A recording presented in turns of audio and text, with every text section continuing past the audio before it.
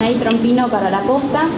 Gobernador, usted hoy está visitando un distrito gobernado por Cambiemos.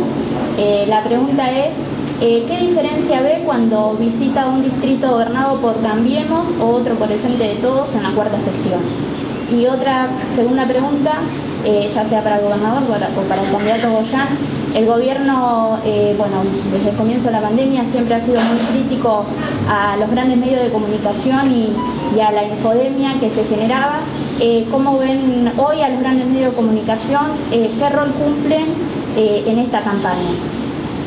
Sí, voy a la primera pregunta. La verdad que hemos hecho un esfuerzo inmenso para trabajar de manera equitativa con los 135 intendentes de la provincia de Buenos Aires, sobre todo en la situación de emergencia. Por eso comentaba que le hemos girado fondos para que pueda pagar los sueldos. En Chacabuco no había plata para pagar los sueldos, más allá de que se encontraban muy mal las finanzas municipales por la pandemia.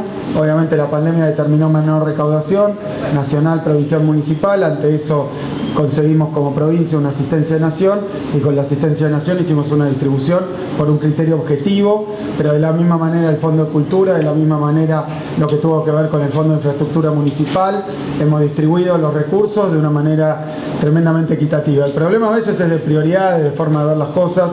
Nosotros tratamos de no hacer y no ejercer el oportunismo con la pandemia, es decir, de no sacar ventaja política. Obviamente que la pandemia y su administración en todo lado del mundo, el otro día veía en Australia, veía en Alemania manifestaciones de los antivacunas, de los anticuidados, son grupos minúsculos, pero obviamente hay quienes, como todos nosotros, porque yo hablo en primera persona, está fastidiado por las cosas que no se pueden hacer con la pandemia. Como no estar fastidiado, no se puede compartir un mate, no nos podemos dar un abrazo, no, cómo no estar fastidiado, con bronca, enojado.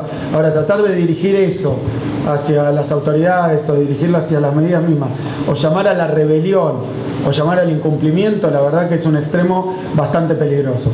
Yo recuerdo que cuando empezó la pandemia, en muchas localidades, a veces opositoras, decían hay que cerrar todo y prácticamente construían piquetes en la ruta para que no pudiera entrar nadie. Después decían, no, el gobierno provincial se equivoca porque no cerró, y después dicen, el gobierno provincial se equivoca porque no abrió todo.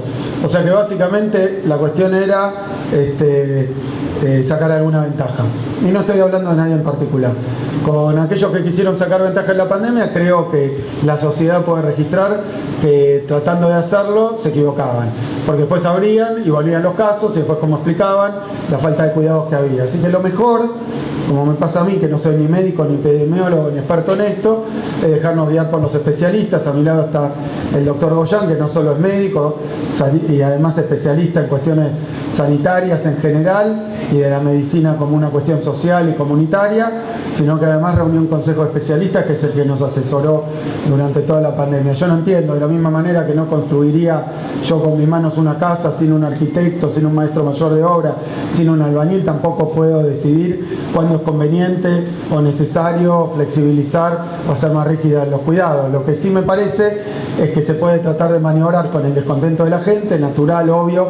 ¿Quién no va a estar descontento? ¿Quién no va a estar angustiado con una pandemia donde todos perdimos a alguien o conocemos a alguien que a su vez perdió a otra persona y perdimos cosas y tuvimos que estar encerrados? Pero la verdad que lucrar con eso me parece repugnante. Así que hemos tenido ese tipo de problemas muchas veces.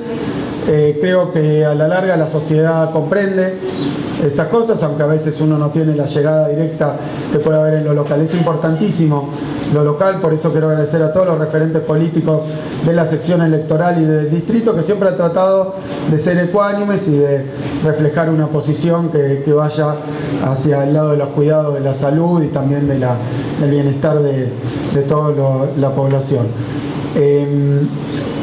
Esa era la primera pregunta. La segunda... Los medios y la campaña. Los medios y la campaña. Mira, yo te comento algo para que entiendas. Después de 20 meses que estuvimos negociando con los acreedores, porque venía para acá y lo comentaba con Daniel y con Carly, con Cuervo, que me acompañaban, un comunicado de los acreedores. Nosotros terminamos de cerrar un acuerdo de deuda de la provincia con 20 meses de negociación porque nos exigían cosas que no estábamos dispuestos a entregar.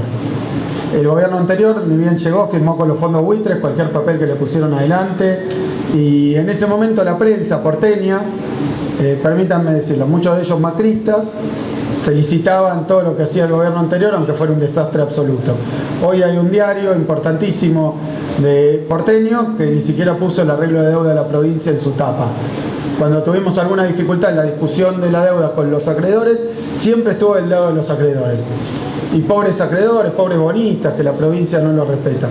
Son unos pocos bonistas multimillonarios y del otro lado millones de bonaerenses que tienen que tener lo que todavía no tienen. Entonces creo que hay un papel de la prensa muy politizada, que trata de jugar también para determinados